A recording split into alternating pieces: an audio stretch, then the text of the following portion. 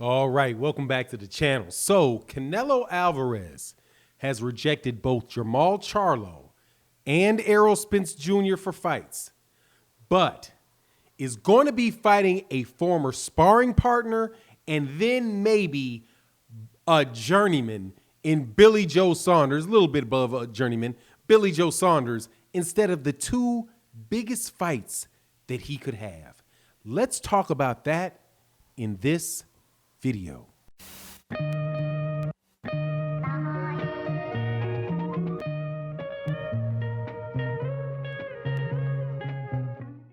All right, welcome back to the channel. So, Canelo Alvarez is not fighting Jermall Charlo.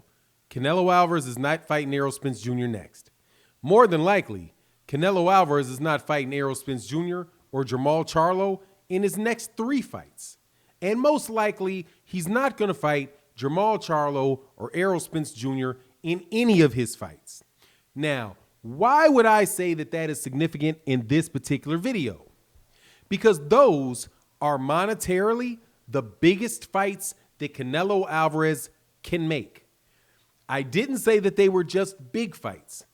They are literally the biggest fights that can be made for Canelo monetarily and strategically, and by strategically I meant showing that he is actually the best fighter in the world by fighting the best person in the weight class that he fights in, which is 160 and 168. So if he wants to fight Jermall at 168, so be it. That is a big fight. His biggest fights are, Canelo's biggest money fights are in this order. Number 1 is Errol Spence Jr. Number 2 is Jermall Charlo. And number 3 is Gennady Golovkin. Now, there's some argument that could be made about whether or not Gennady Golovkin is ahead of Jermall Charlo or not. But regardless, Canelo is not fighting any of those in his next 2 fights, maybe not in his 3rd. Now, why do I think that that is interesting?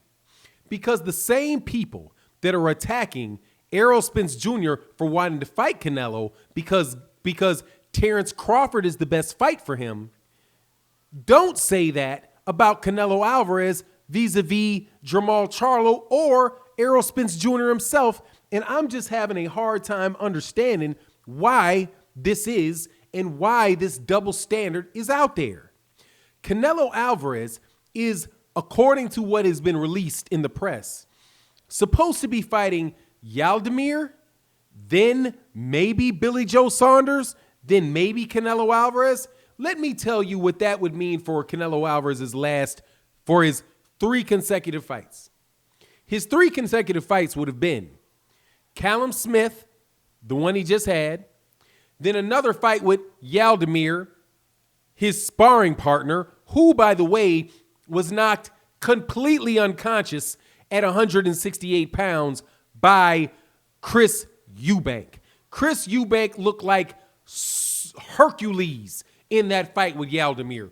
But yet, despite Yaldemir not being a big money fight, despite Callum Smith not having been a big money fight, and Errol Spence being a bigger fight than both of them combined, some reason nobody in the mainstream press can make a push to get the biggest fight in boxing.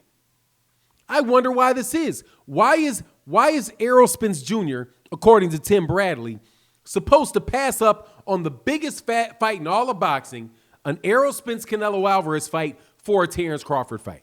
But you could say, Fanon, why do you say that Errol Spence Jr. and Canelo Alvarez is the biggest fight in boxing? Because it is, unless you bring in some unknown Arab sheikh or whatever you call it, no disrespect, Arab royal or some type of royalty that I'm just going to put $300 million in this fight and I'll just buy it out, right? Unless you find somebody to do that, which I still think is a little bit of horse manure when they say that stuff happens. But unless that happens, Errol Spence Jr. versus Canelo Alvarez in Dallas, Texas is twice the size of a fight with Anthony Joshua and Tyson Fury in Wembley Stadium. Number one, the stadium Dallas Cowboys Stadium in Dallas, Texas is bigger than Wembley Stadium. Number two, they will sell more tickets, at least the same amount of tickets, probably more when it's Errol Spence and Canelo Alvarez, both in there, because that used to be Mexico. So that is a huge, huge fight in the gate. As far as the pay-per-view, it's also a bigger pay-per-view than Anthony Joshua versus Tyson Fury, because there are more people that are going to be able to buy it. I mean, there's not more people that are going to be able to buy it, even though it is in the United States, so there is a bigger pool of people. But what I meant to say is that there's going to be more money for the people that buy it, because the pay-per-view is 3 times the price of what it is in the UK. $25 roughly in the UK, $75 for a cheap pay-per-view here, and I have a suspicion that Errol Spence Jr. versus Canelo Alvarez would be for $100. So, my friends, that is well over $100 million fight, pushing up on a $200 million fight, because you've got the biggest Mexican star in the world and you've got the biggest American star in the world meeting together for a fight. But strangely, ESPN and DAZN are on some I'm not going to say that word, but they're just on a mission to we just have to have the real fight for Errol is Terence. Ignore Canelo. Why should he ignore Canelo? Why can't he do what Manny Pacquiao did when Manny Pacquiao went and chased Floyd Mayweather Jr. to 147? He was at 130. He chased to 147. Why can't Errol Spence Jr. do that to 160? That's not even as many weight classes. 130 to 147 is the same thing as 147 to 160. Manny Pacquiao went from 130 to 147, and people celebrated him for it. Mikey Garcia's jumping up in weight classes from 135 to 147 to 130, 140, keeping belts in multiple weight divisions.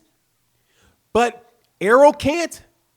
They give in multiple weight division. They give Canelo holds like half the belts in 2 separate weight classes. But Errol can't move up? Oh, because he just owes it to the boxing world to give us the Terence Crawford fight.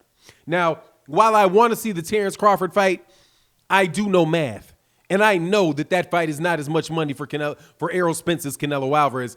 But yet, and I know that Errol Spence Jr. fight is bigger for Canelo Alvarez than any other fight is.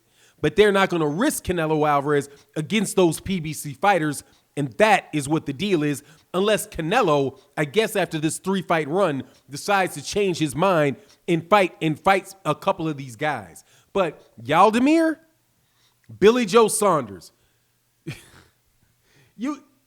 I'm supposed to be bad if I say that sounds like, I know I used to hear the saying in the 1990s, Eurobums. Like, you're just going to fight these guys. Like, come on, man. Rocky Fielding, Callum Smith, Billy Joe Saunders, Yaldemir. I mean, are you serious? It's like when he heard that he didn't fight Sergey Derevyanchenko, he's like, oh, I would have fought Derevyanchenko. Like, oh, man, I got stripped. I would have fought Derevyanchenko. He fits the bill. Jamal, no, can't do Jamal. Definitely not Errol. Man, look, this dude needs to fight. This guy's not going to fight these guys, but don't tell me that it's about the money. Okay? Don't tell me the reason the Errol Spence Terence Crawford fight, the Errol Spence Canelo Alvarez fight can't happen is because it's not a big fight.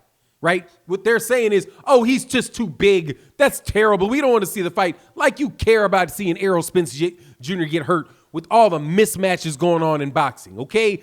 Canelo Alvarez was 2 weight divisions smaller than Callum Smith, and I told you before the fight started that fight shouldn't even have been sanctioned. Come on, man.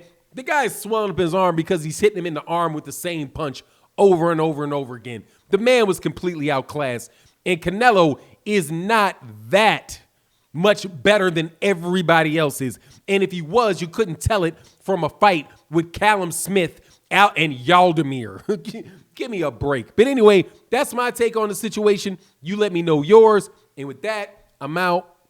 Peace.